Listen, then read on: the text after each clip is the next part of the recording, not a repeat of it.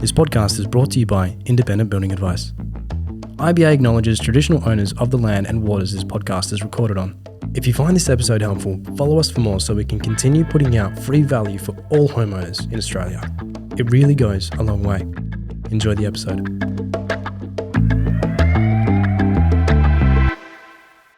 Today we're talking about a really important subject, which is painting your home, what's involved, what's actually you should think about when you're actually painting your own home. A lot of builders don't like doing painting. A lot of builders actually will include it for you, but it can be quite expensive. There is not all paintings the same, and I can't think of anyone better to get in here as Peter Barrass to actually talk to us, painting experts. How long have you been painting for?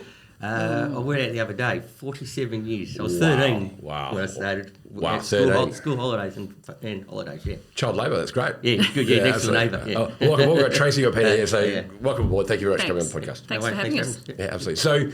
So how many years? 43 years? 47 years. 47 years. So we can do the maths for that. You started 13. Yeah. So how many walls do you reckon you've painted? Oh, wow. Okay, so thousands. Literally thousands. Probably more than that. Yeah, and every different subsection, like bricks, plaster, Gyprock, the whole. Amazing. That's a lot of walls, right? Yeah, a lot of walls. Yeah, absolutely. Wow, that's fantastic. Well, good on you for sticking with it. Yeah, that's great. And now with that, I have to confess before we start this, right? So my parents were painting their home quite a few years ago, probably 20 years ago, and they asked me to help paint the house. And my first job was to paint the inside of a linen cupboard. I half did it when they fired me and sent me home and said, you should never do this again. So I'm a terrible painter. So I am, we're on opposite ends here. So bear with me when we go through this. That's your apprentice's job. Yeah, absolutely. But to get fired for the inside of a linen cupboard, there's something wrong with me. So, but anyway, but hopefully you do a better job than that. That's great. Yeah. So why, like with painting, obviously a lot of people go, we'll just paint the houses ourselves. Why get a professional in? Well, couldn't tell you the amount of times I've gone and painted a house which they had painted themselves before. Yep. And well, for a painter, it's pretty obvious when you get there, and they don't cut in the bottom cornices, and they bring the wall up over the corners. Well, walk us through what this is. Yeah. So I mean, you most people hate doing ceilings and they don't do their ceilings right. Because it's harder.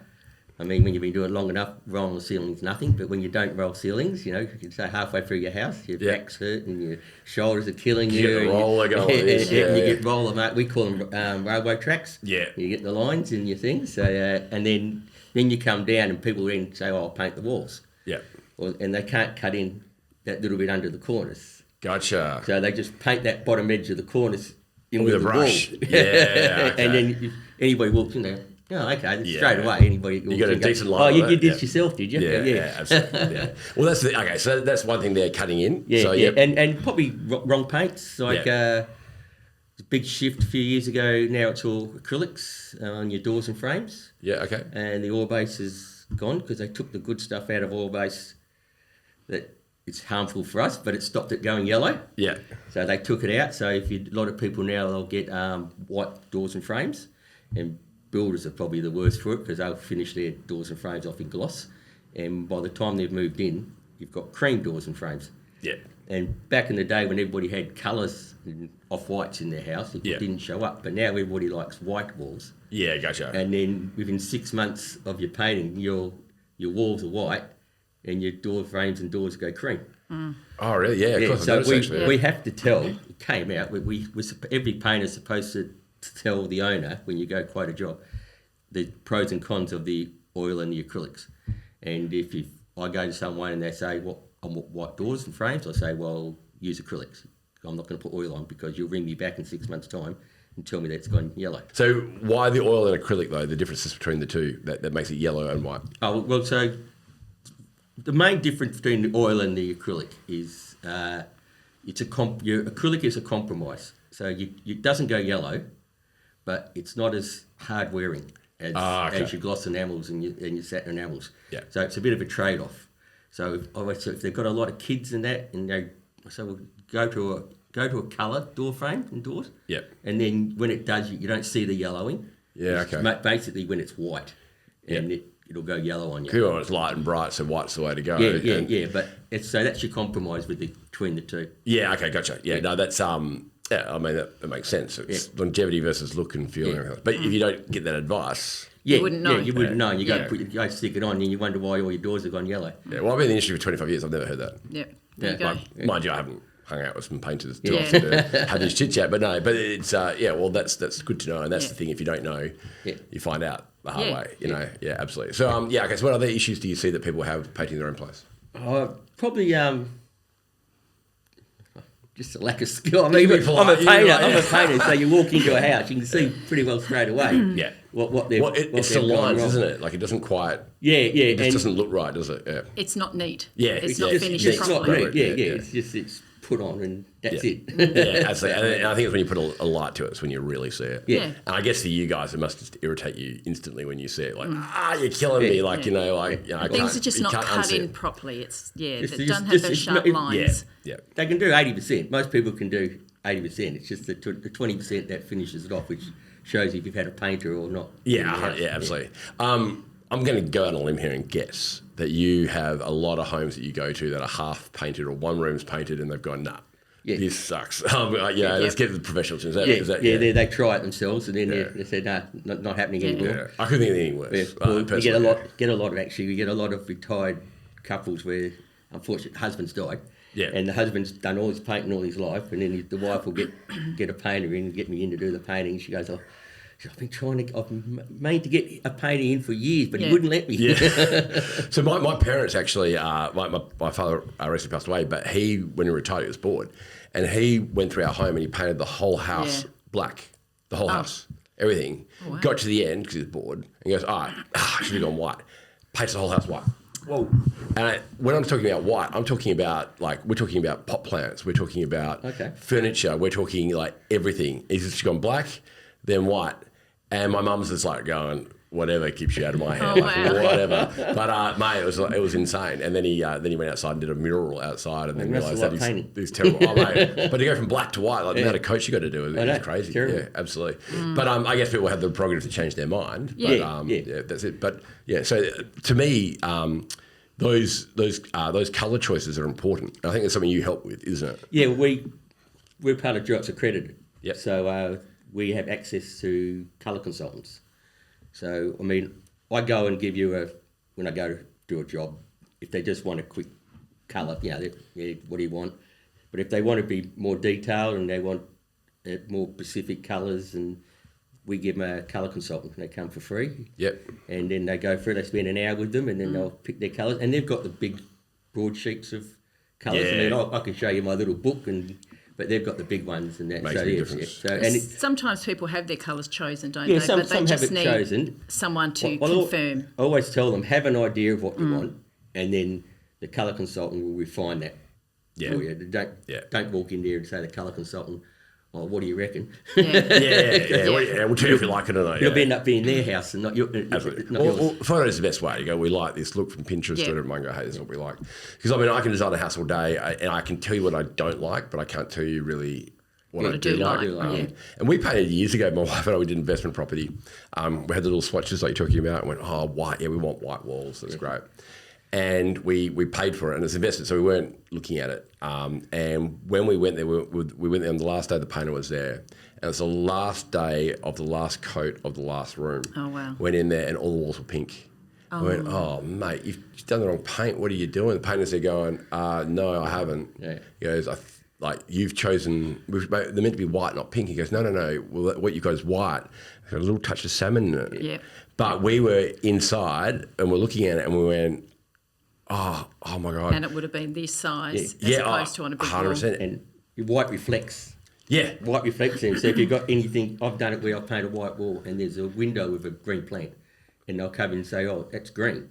I say, no, it's your green plant reflecting off the white wall. There you go. Yeah, absolutely. Well, there you go. That's thing to look at. There's hundreds of whites. Well, so we found out. And what was worse is he goes, I thought it was weird that you were doing it. And hey, anyone wants to do pink walls out there, go for it. But I thought it was weird. But I didn't want to say anything because I thought that's what you chose. And that's the hard thing. People often go, if you didn't thought it was weird, why didn't you say something? But you might have loved it. I don't want to offend you. And then we gave him some sort of deal where you had to paint the whole house again. Oh, no. It was just terrible. And the lesson we got told at the time was whatever paint you choose, and I don't know if you agree with this, take it outside and see it in sunlight. And that will give you a better idea of what you're actually getting. Yeah, probably more important to be in the room. Yeah. In the room that you're going to put it in. Yeah, so, the house didn't exist when we chose it. So if you can't be in the room, take it outside. But mainly when you do an outside colour, and I do it all the time, people, they're in their kitchen, they put your colours out and they go, oh, that's a nice colour for my outside. Yeah. And I think, well, you're going to have to wear sunglasses outside if you put that outside. And they go, what do you mean? So we'll just go outside. Yeah. So if you're going to pick an outside colour, make sure you're looking at it outside. Yeah. Because a white will look grey in your house, but you take it outside, it's stark white. Well, it's so obvious. But it makes sense, but people get caught up. People don't think about it though. And like you said though, if you've got a green plant and you've got a white, it's got a reflection, and that's going to change your whole. And then there's blue whites, there's grey whites, there's cream whites. Who would have known there's a spectrum? I'll tell you what was really cool. We used to choose display home names. I always look at paint colours because the names they come up for these paint colours, they're the best. Yeah, they are. If you're ever not sure what to name something or a business or something, what are we going to call it? I know. You know I don't know, the Starlight Blue or something. Oh mate, that's. I know. You look at the name and you think, how did they even come up with that name? You open up the tin and think, okay. Yeah, sure it is. Egg cup blue or whatever. It looks identical to it. Yeah, exactly right. But good. I love to get that person on the podcast and chat with, hey, how'd you come up with the names? What have you done? Yeah. But sometimes the name doesn't quite reflect the... quite often. But you did talk about Dulux Accredited. So what does that mean? So it's I joined it, I think we're coming up close to 15 years now. Yep. It started off about 25 years ago, I think. And Dulux decided to basically increase their business by getting painters on board. And you've got to buy 80% of Dulux paint. But it's a business learning opportunity. And you did seminars, and they have conferences and all that. And it's teach you how to run your business. What Dulux idea behind it was, I can get these guys to grow their business, then they're going to buy more paint because their business is going to be bigger. And Smart. We'll sell more paint. And it's really worked out well for us. It's, when we first joined, we won a couple of awards there. And probably within the first year, I had a third more business. And it was only just me changing the way we did things, and how we approached it. And that. So they were very, very good at that. When we first joined, it was brilliant for us. And they have a conference every year in different states in Australia, and they have guest speakers and they give training and all those sorts of things as well. But they did have annual awards, which we won, I think 2014 and 2015. We won Small Business of the Year. Oh, well done. Which were environmental ones. A couple of environmental ones, which was really good. How do you win an environmental one? Painting? Mainly disposal of your waste. And that's huge, So you can't just throw it over the fence? No. Because that's disposing I guess, No. Not like the old days, no. So you got to go with paint, you go tips, the special tips you have to go to, isn't it? Yeah, well, they brought in, called Paintback. So every person in Australia, no matter who you are, when you buy a tin of paint, you pay $1 a litre extra for your paint. Yeah. That $1 a litre goes to environmental this business, and so you drop off your waste paint. Yeah. So I go to people say, I've painted my house a different colour now. What do I do with all the old paint? Yeah. And I said, well, you look up Paintbacks, normally your tips, and you can take up to 100 litres at a time there. And you just put it in these big containers. They take it away. They recycle it. Oh, wow. Yeah, they recycle it and extract the chemicals out of it. And then turn it back into paint. Yeah, wow. But everybody's paid for it, so you've paid for it. When you buy that tin of paint, you've paid for that removal of it. So. Yeah, absolutely. And you won that award for environmental's obviously a hot topic, and it's really important to do that. So it's awesome that you guys have not only done what's asked of you, but gone above and beyond. Yeah. So. And we do sometimes have clients ask us, how do you dispose of your paint and all that sort of stuff? Where do you wash your brushes out and all that sort of, because people... Not at their house. No. And people are concerned. I mean, that's you did the old days. The old days, you'd go to someone's back garden and you'd wash all your brushes out in their back garden. And then if you... By the time you painted the whole house, they've got a big dead patch on their garden. That's what used to years ago. Problem, absolutely. And here's my landscaping friend that can help you out. Absolutely. That's the thing, though. I mean, times have changed, obviously, and you've got to... it makes it more expensive to paint a home, obviously, but you've also got to think about the ramifications. It's good that you're proactive in that sort of area. No, it's definitely... The environmental side of it is been a big push. Yeah. From most of the paint companies now are on board with trying to make their paints as friendly as possible. So and take all the nasties out of them. No lead.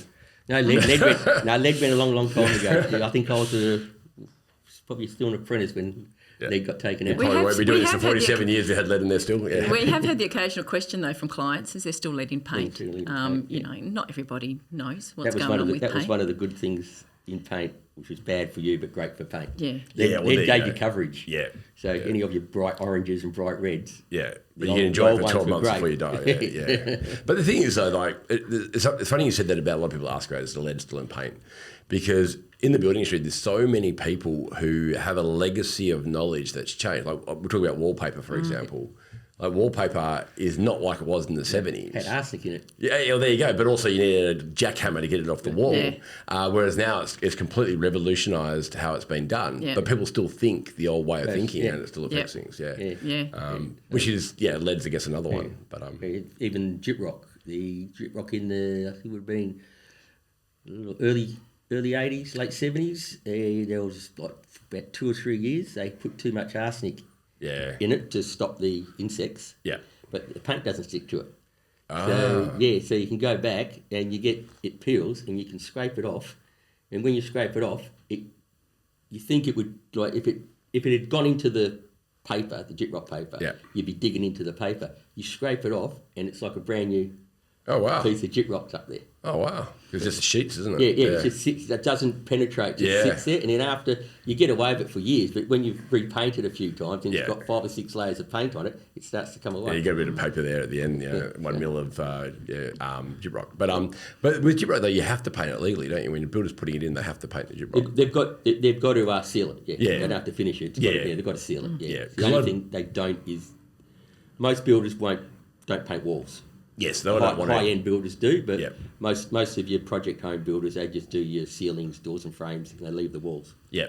You know, can you say why? Why? Yeah, because the plaster's normally pretty bad. Yeah. And I think they did 2 or 3 years ago, they did a study, because all the painters complained about the plaster and the paint not sticking to the wall.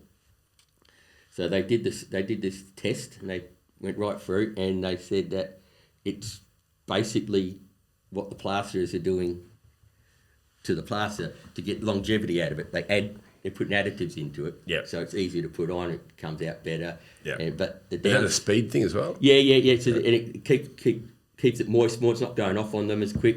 But the downside is when it gets to the painting, the stuff that we do, we put the oil-based. They bought a water-based sealer out. Didn't really work, so I think 90% of painters went back to the oil-based. Why didn't that work? It just didn't adhere to the...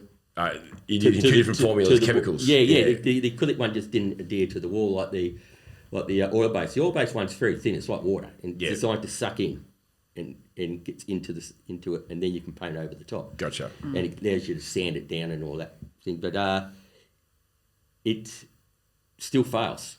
Yeah, and that's all we can do. That's all a painter can do. Yeah, and I actually have. If we paint new walls in a new house, and they're plaster walls, we actually have a little spiel little disclaimer on the bottom saying that we will do everything we can to make it work. But that's all a painter can do. So sometimes when it peels off, don't blame the painter. Yeah, well you're given the canvas. Yeah, but unfortunately, with a lot of things, is the end person gets blamed for everything. Yes. Once you touch it, it becomes yours. Yeah, exactly. Right. Well, you paint it. Why is it flaking? Well, because when you put paint on the wall, then you can see all the imperfections. Yeah.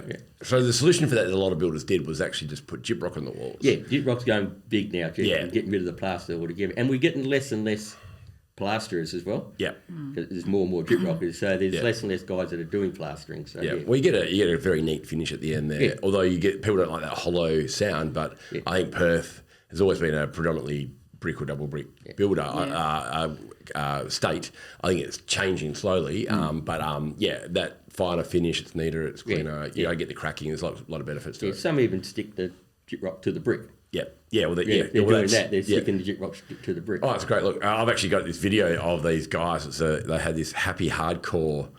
It was about a group of 10 guys, and they were basically in this display home, in this house building, and they were putting all the Gyprock on the walls. And they had this happy hardcore. It was I'm not sure where they were from. It was Asian happy hardcore with Asian mixed to it, and they were like, it was like 180 beats per minute, and they're putting this plaster on the wall. It's the fastest thing I've ever seen. It was like a nightclub, and they put it up. I reckon they did a room in 20 seconds, and they're all just working as a team. It was amazing. I filmed it. I've got to find it somewhere. It's just amazing to watch these guys put it up. But it's a good way of doing it. Just showing them the brickwork done. Locked it up, and they had one guy. They had 3 guys putting the sheets up, one guy putting it all together. It was pretty amazing. But it definitely is a good way for people to look at it. It's probably cheaper and quicker. Yeah, yeah. Is there a solution to the it is. I think the Gyprock's not cheaper. I think it's about the same, but it's certainly definitely quicker. Yeah, absolutely. And that finer finish. Yeah, less messy than the white set plaster. Yeah. Oh, of course, yeah, absolutely. You got the layers. With the plaster though, is there a solution to that issue with the plaster? Because some people, I think, were getting sand from England and that to like a better sort of finish. Or is it always going to be a problem that we've got that? Oh, not a plasterer. No, I'm not trying to get you through. No. But as far as the painting side of it, it's hit and miss. I've done walls and they're fine. Yeah. And you do other walls and we don't know what's in it. So, yeah, gotcha. Yeah, so you're getting the final thing. Yeah. Is something I heard a while ago that the room should sit for an X amount of period, like 2 weeks or something, before you should paint it? Or as a rule of thumb or something? You have a moisture meter. Yeah. So when you're doing and it's got to read under 12. Yeah. I do it under 10. I'll make sure it's under 10. So if you too much moisture in it, it's going to push your paint off no matter what you put on. Yeah. Because the moisture's got to go somewhere. Yeah.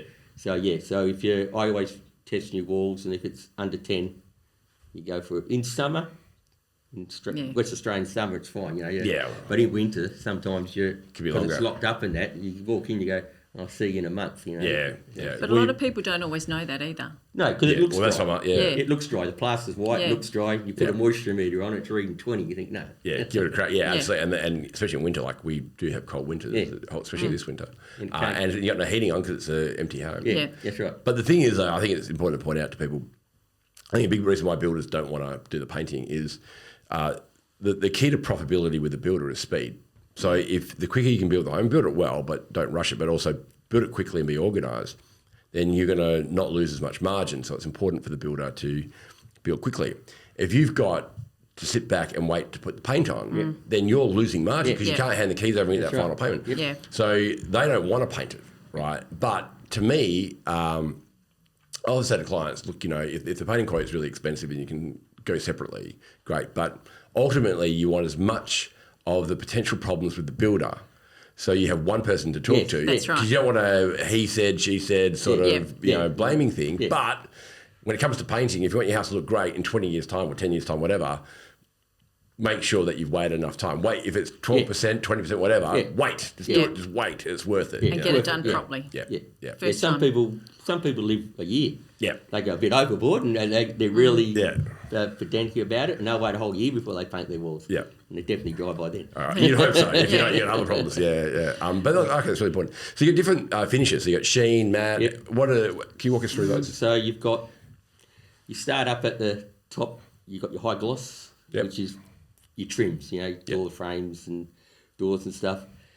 You go down, then you go to a semi, and they come in acrylic or enamel. Yep. Then you go your low sheens, which is basically your walls. Most people put low sheen on your walls. And your flats, which is your ceiling, because you have a flat ceiling because it's such a big span of area. If you do it in low sheen, you'll see all the waves and when you're looking across. So you do it in flat. The only ones we do in low sheen, we do an anti-mould in your bathrooms.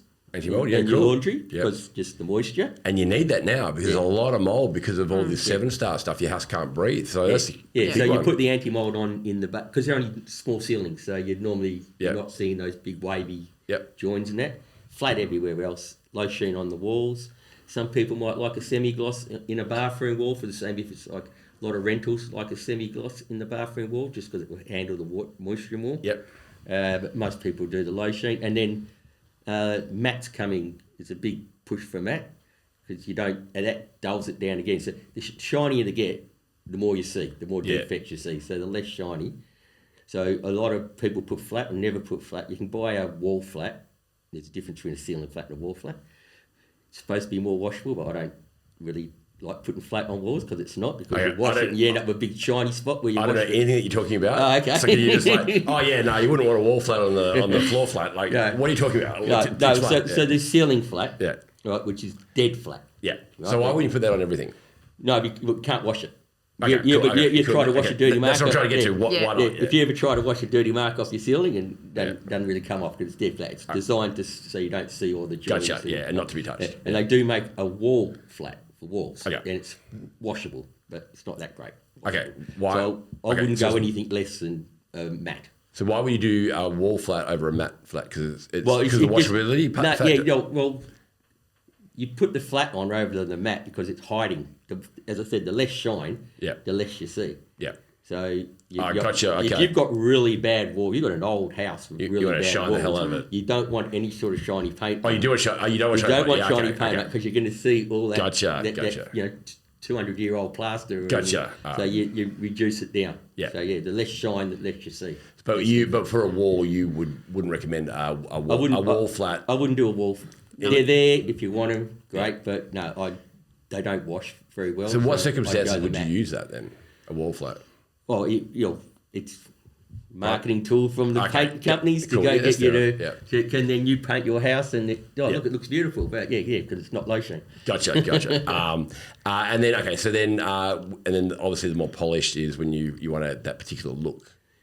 Is that right? Oh, the more shine. Yeah, more shine. Yeah. So the low 90% of places are low sheen. If you're getting a painter, he's going to fill your walls. Yeah, I'm a low sheen kind of guy. Yeah, you're going to fill your walls. You can wash it, and you've got kids and all that. Yeah. You probably don't go to any shinier unless it's more like a commercial toilet and something where it's going to get a lot more use than a family home would. But when you're doing, like you said, the door frames are shine. Yep. Why do they do it that way? Why not a matte? Well, they do and they don't. I've just done a house in Swanbourne and they've put the low sheen on the doors and frames because they don't want anything real shiny or anything. But normally you put the extra shine on because that's where you're touching. You're walking past your door frames. You're opening and closing your doors. They're the ones getting all the walk-through traffic. Yeah. So they're the ones you need to be able to clean and look after a bit more. I guess it's also a default. Unless you think to ask that question, you'd probably get a default. Yeah. But no, the low sheen. They make a low sheen aqua enamel, which is what you put on your doors. By the way, you don't put wall paint on your doors. Yep. No, there's a different satin and a low sheen and all that you put on doors. It's a different paint. And so they've just put the aqua enamel low sheen. So the walls are matte. They went for a matte, and they've done you can't get a matte in the door finish, so they've gone for the low sheen. Basically, just so there's not any shine. Oh, they've got concrete walls and stuff. So it's a trendy. They didn't want any shine. So. Yeah, no, I'm not really a shine sort of guy, but each to your own. But it's good to know the differences of what you're getting into and why, because if you choose the wrong way and you get it, it's an expensive mistake to have, but also it's not the look we're going for. Yeah, that's right. But if you do... Painter, if you get a painter, he should be telling you this. But that's a great point. And we'll talk about this before the podcast started, is that people go to, all the time they go to build a home, and unfortunately there's so much to decide on, there's so much there. So they'll tick a box, air conditioning included. There's a big range between air conditioning and air conditioning. It's like, reverse cycle, that's fine, that's what we wanted. No, but how big is it? It's powerful enough for the house. We go to painting, painting's included, tick. Yeah. What kind of painting? What kind of advice you got? Yeah. And generally, if you go to a pre-starter interior designer, they're going to go, we've got this paint, it's great, we're going to go matte finish, blah, blah, blah. Yeah. They don't speak to the painter. No. Ever. No. Right? It gets painted and half the questions haven't been asked. Where getting yourselves in, you go, hey, tell me what you're trying to achieve here. No, don't go this way or go this way. And you get that proper one-to-one guidance for your particular... That's the knowledge and experience that you're paying for when you have a painter come to your house. Absolutely. And then you have that, okay, what do we want to do here? Yeah. Let's chat about it beforehand. You have that discussion. And most painters, if you look around, you've got little kids, you're saying, well, we're not putting matte on your walls because... You're going to be washing walls for the rest of your life. Yeah. Absolutely. And I think if you go to my house is a good example of what needs to be painted. And the Anamos is really interesting too. So when you're choosing paints, because it's just a paint type, because you mentioned you choose Dulux Accredited and so forth. You got Solver and you got Dulux. Yep. And you got others as well. So how are they different, Well, I've used them all at different times in my career. You'd think so after 47 years. Solver, Tormans, Waddle, Dulux, and that. As I said before, Dulux Accredited, you've got to use 80% of their products. But I don't find they've all got their own range. That's good. I mean, I'll give Solver's Duragard. It's Duragard. I think they still call it Duragard. I haven't used Solver for a while. Their exterior paint was some of the best I've ever used. Yep. Wattle bought out Solver.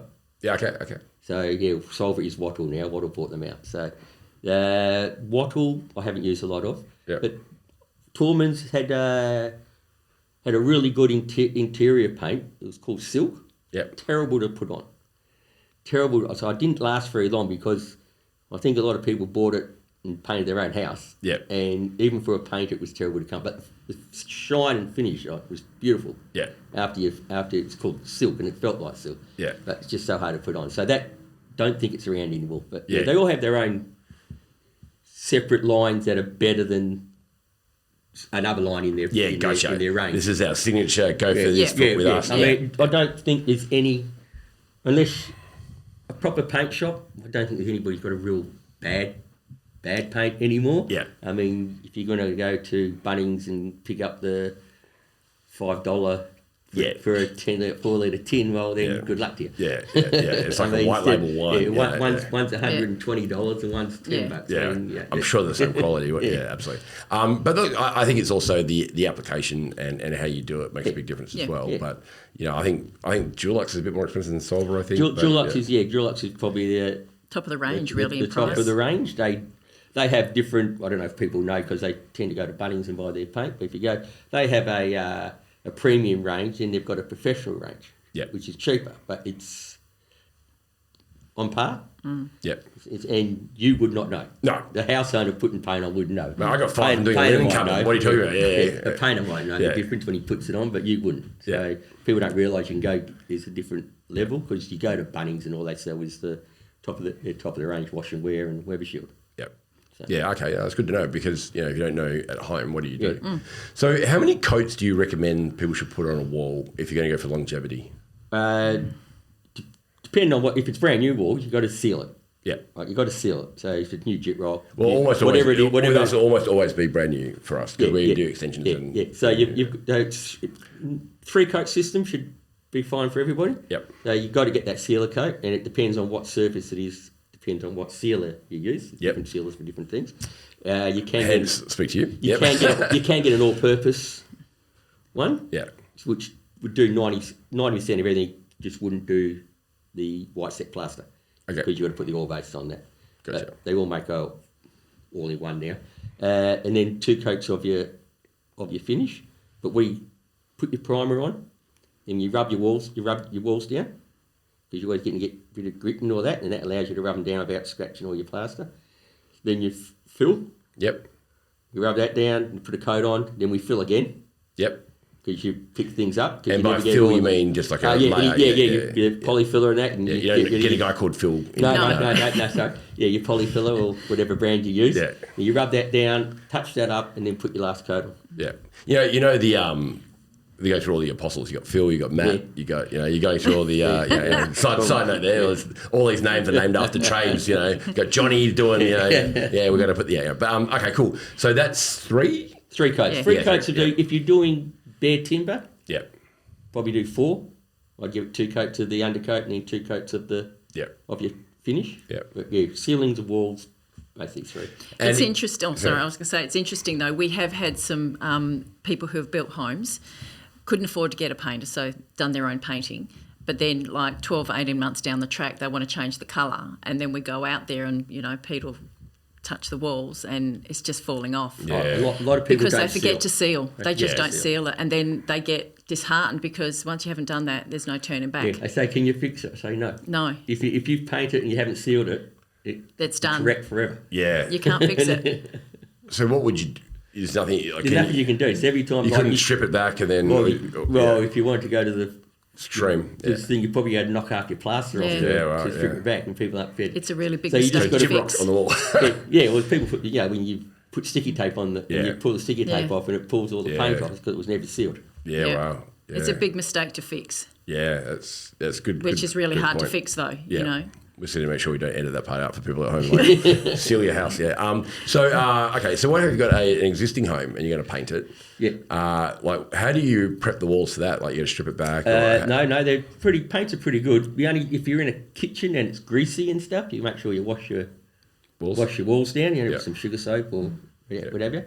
Sugar soap, you said? Yeah, sugar soap. Just making sure that's what you said. It sounded like a different word there. Sugar soap. So get the grease off, and then it's basically rub your walls down. So I've got a big electric sander thing, but you don't have to go that far. You can buy a little sanding block like that you screw onto a pole, and you just sand your walls down, get all your grit and stuff off it, and then you put a couple coats of paint on. And in the bathroom, would you do the same thing because of the potential mould that's been there? Yeah, well, your mould is, that's why I use the kitchen bathroom. Yep. Anti-mould. But you just go over the top as well? So you've got to kill your mould. Yep. So if you have mould, you've got to kill it. Yep. And you can go buy a little spray anti-mould and all that, but it's basically bleach. Yep. A bit of bleach and water. Yeah. And make sure you wear gloves. Yeah. Wash it down, and that kills the spores. Yep. And then you can paint over that.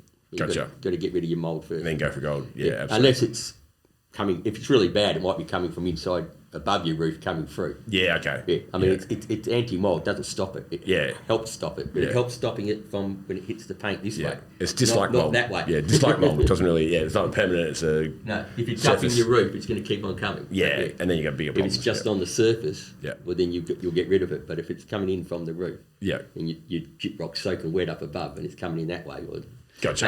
Paint's not going to do anything. Yeah, gotcha. Yeah. A lot of the rentals that we do, there's quite a few that over in the Crawley area from the kids at the uni, they just don't have enough ventilation in their bathrooms because they're tiny. Yeah, and there's not enough ventilation, and that causes the mould. Yeah, well, it is really becoming a massive issue out there. I mean, I'm with 6-star and 7-star and all that. I'm all about energy efficiency. That's great, but I do feel that some of the stuff is ignoring just health things about mould. And if we actually have to get an expert on the show and about mould and that in homes because your houses can't breathe. No, it's sealed up, and then this is becoming an issue. It's a real health issue. Yeah.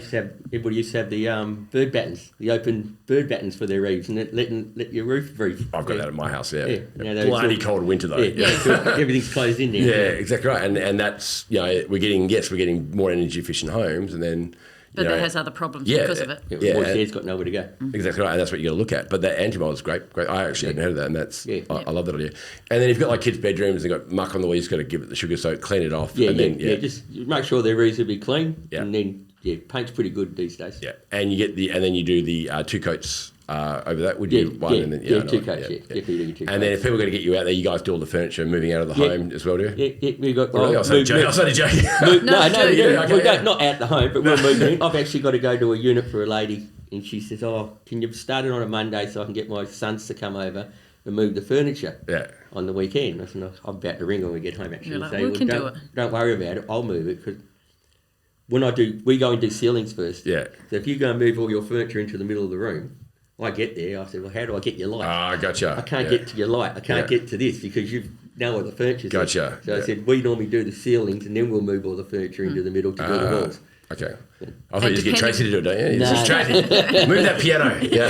And depending on what part of the house they're going to start with as well, it depends. Like if you go and move all of your furniture, it might be the end of the week before we get to that room. Gotcha, yeah. So, you've got no TV or nothing. And that comes again, when we arrive, usually we let them know beforehand, this is where we're going to start. Yeah. And then Pete will let them know each day, what needs to be moved. But we're... Yeah, we move most. Not me, but they are usually happy to move furniture. Let us. It often happens that a lot of people.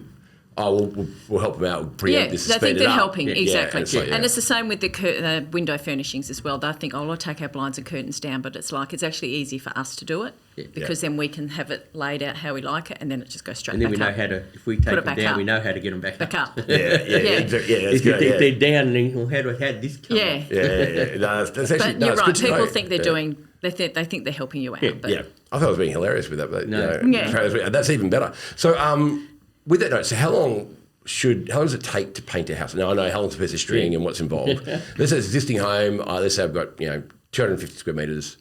To paint the whole house and then wait for it dry. Like what? It's probably more the type of houses, depending on how long. If you've got an old Federation old house with high skirting boards and decorative doors and everything, and that's going to take a lot longer than a modern house. A modern 4-bedroom house probably take you 6 days for 2 guys. Oh wow, okay, cool. Right, in and out, because it's not the flat doors. And you said in and out as in. Oh no, I mean in Yeah. Yeah. There's not much on the outside of a house these days anyway. Yeah. But so it's about 6 days doing internal of a house. If you're doing an old Federation house and that, you're probably there a couple of weeks. Yeah, gotcha. Because you're gonna be more. You've got the fine finishes. You've got your roses on the ceilings and bigger. Of course, yeah. More woodwork. You know, more like most of those old places have got panel doors and that, not flush doors. That you can just case by case. You go out there, you have a look, and you go, okay, this is going to be. That's right. Yeah, so and they take a bit longer to finish off too. Yeah, well, people always. I get phone calls and they say, "Oh, same question you just asked. You know, so how long does it take you to? Yeah, I've got this. I've got this, and this. How long is it going to take you?" And I say, or how much? I say, no worries. When you're home, I'll come and meet you. Yeah, and I'll have a look. It's better, isn't it? You know, I mean, how long and how much? In the other way, actually, how much, how long is the two questions come in? But it also depends on the quality of their walls, the conditions of their walls, out of their wall. You know, if you've had kids wreck your walls and all of that, then it takes a little bit longer to prep that before you can put the paint on the wall. Of course, every house is different. Yeah. And it's been lived in. Like a 50-year-old home is going to be different to a 2-year-old. Absolutely. Yeah, absolutely. And then so you look at that, and then drying. So I guess it dries. It dries as you go. So I mean. As I said, most acrylics these days, so it's dry that night. It's not dry it's dry to touch. Yeah. So people always say, when can I put my paintings back up? And I say, well, at least a day. Yeah. Acrylic paints are officially 7 days before they're fully cured. Gotcha. If you want to wait 7 days to put your painting up, fine, but you could put it up the next day. Yeah, gotcha. But don't go scrubbing. Yeah. If you put a mark on your wall and you scrub it, 2 days old, yeah. you're going to take the paint off because it's not fully cured. Yeah, gotcha. Roger. Yeah, absolutely. So, obviously, look, we're going to pricing today because how expensive string, what's involved, the whole thing. I will say, though, that we often get prices from builders to paint the home. I mean, it's absolutely genuinely, and we get them, and we always sense check them and go, oh, that looks a bit up there. And every time we've had you to price it, you're very good value for money, almost too good value for money, but you're actually really good value for money every time we've had it done, because we've just gone, let's get a second quote, get you guys to have a look at it, and then I'll say to those clients, look, don't do it through the builder, do it through you, for all the reasons you've also mentioned as well, because you're getting the right advice, it's specific, it's what are you trying to do here, you're not just ticking a box like you might do with the builder. With you guys, it's actually, okay, we're standing in your house, this is what we're thinking you should do. And that colour consult's massive too, because I've said it on the podcast a few times that, you know, we can design the world's best home, but if you stuff up your colours, it looks terrible. Someone could design, we wouldn't do it, but someone could design the world's worst home and get your colours right, and it's actually fine. Like, we've had people choose display homes that they want to build purely based on colours, let alone floor plan. And they go, that floor plan's totally wrong for you. But, no, but you love the colours. Well, we can do something about that. But I think it's really important. Just a couple of quick questions, and we'll wrap it up. What about feature walls? Like, people have different sort of finishes and things like. One I was curious about was the Blackboard wall. People have a wall where they can write on it. How does that work? How do you do that? Yeah, that's just a paint, just a paint, and you just paint over. Is it black paint or? Yeah. Well, there's different. Yeah. So there's actually a whiteboard paint now. So you can. Is it really? Yeah, you can paint a wall. It's a clear, I think, and you paint your wall, and you can write on it with the pens like you're doing. And it rubs off, all right. And you rub it off like a whiteboard. Yeah. Might get you in here as well. It's very expensive. It's about $500 for a couple of litres of it. Oh, wow. But yes, but the Blackboard paint is I spent many years in the government painting blackboards at schools. Yeah, and it's Blackboard paint. You just put it on. Oh, very cool. But you put it, and what makes people ask is, and then they go and they try write on it, and you can't write on it with the chalk. And people go, ring me up. Or the boss from the when I was with the government at the time, he'd say, Pete, didn't you paint that Blackboard? I went, yeah. And he said, what'd you use? Blackboard paint. It's not working. And I said, did you chalk it in? What? So chalk it in. So you've got to get chalk and rub it all over. So people like that beautiful black, But it doesn't work. You can't write on it. You've got to get chalk and rub all the chalk into it and then dust it off, and then it works. Oh, there you go. So, my Blackboard knowledge is now improved from 0 to 1. So there's a bit of useless information for you. But it's cool. It's cool for kids. Like, this is what your homework you got to do, and things like that. I reckon it's nice and sculleries, things like that. A lot of people just tape off an area, so it's not the whole wall. Just one. Yeah, it's great. Yeah, I love it, and it's a cool feature. But you've done sueding as well. We've got sueding through our own feature walls go through so walk us through. Feature walls have gone through a whole in and out of fashion. Started off with does a cycle. Yeah, started off with colours. Yeah. Like, you put a purple, or we've done it in our house for our kids. You have a girl, they wanted purple and pink and different age group. And then it went for a while there, it went out altogether. And then wallpaper came in. And people started putting wallpaper as a feature. Yeah. And then, but until they realised that, you put wallpaper behind your bed head and you're not wrecking it. And so that's back out. Yeah. It's not there. It's still around, but it's not like it used to be. Yeah. And I think now it's not so much with the feature walls. Yeah. And it's more... Well, you would hear that. Yeah, this is all that's panelling. More panelling stuff stuff in rather than a different colour. But yeah, there's different options out there. I think I think it's very fashionable. I remember my parents had like a sandy sort of finish on their wall, and you got similar to sueding. Yeah, it's like silicone in the paint. So isn't it? exactly right. Yeah. But and there's a metallic one too. Yeah. No, I've seen that as well. Paint, yeah, but the thing to me though is that if you change your mind, is that hard to change that wall? So you got to sand it, you got to sand it. But I've got a sanding machine. But you got to sand it. I've done a whole house. Yeah. For a woman. Oh, top wow. in suede. Wow. Different colours. She's an artist, and she does murals and everything. And I'm dreading the day I get a phone call. Yeah. When she dies. When she wants it changed. And the daughter. So I also paint for the daughter to come and paint Mum's house so we can sell it. Yeah. Tracie, we're retiring today. Yeah. I'll be there a week sanding down. We're out.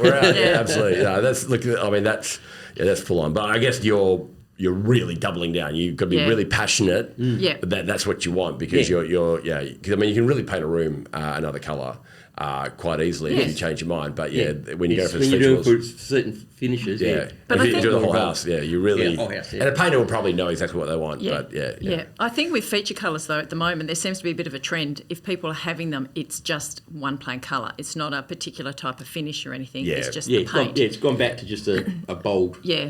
One colour. I personally quite like originally. that. But when you're changing from like a black to a lighter colour, you do a couple of extra coats. Well, there's actually a paint. For Dulux make a paint. I'm not sure if the other brands do. Yeah. It's got twice as much solid in it.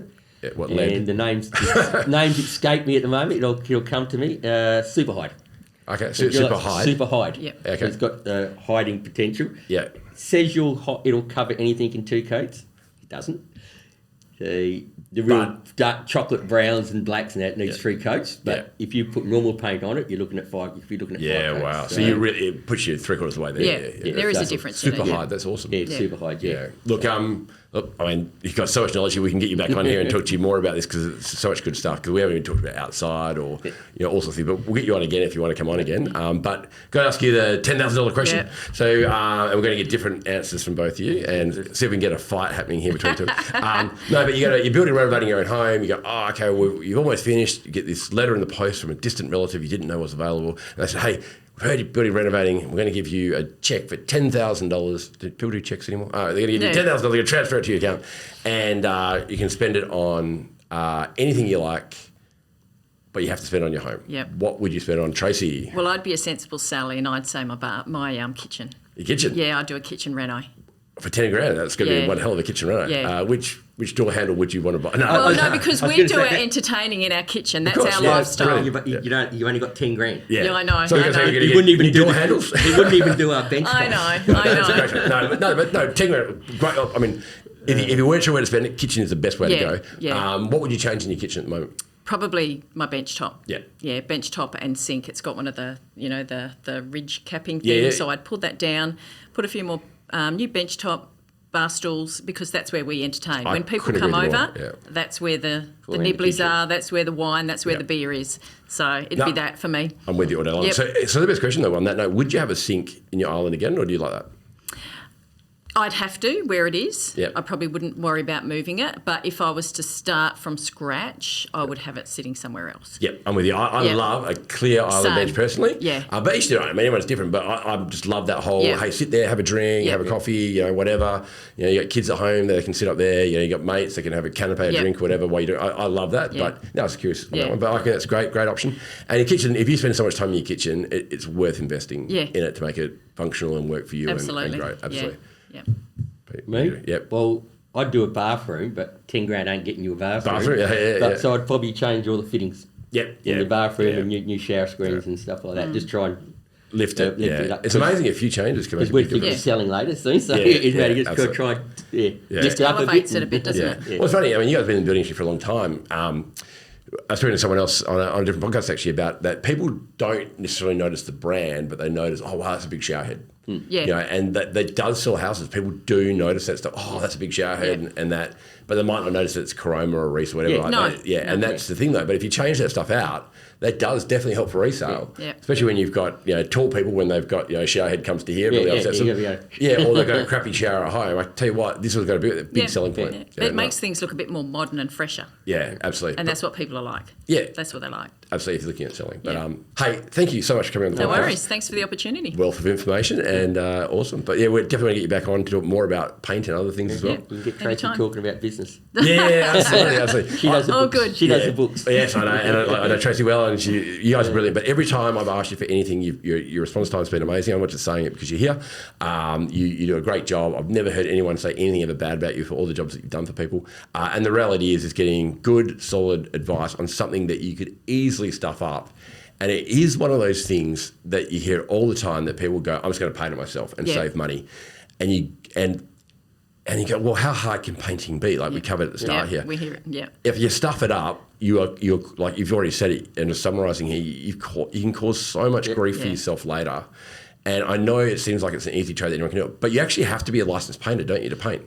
Only WA is the only place, and we're fighting that to keep it. Yeah. So they're trying to get rid of it. But there's a reason why that was put in place, right? Yeah. So why? Because it's not just anyone can do it. No. There's a lot involved in it. And by the way, if anyone wants to hire me to paint the internal living cabin, I can make myself well. But no, thank you very much for coming on. You've been great. And no, thanks for having me. We'll have you again. Thanks. Thank you.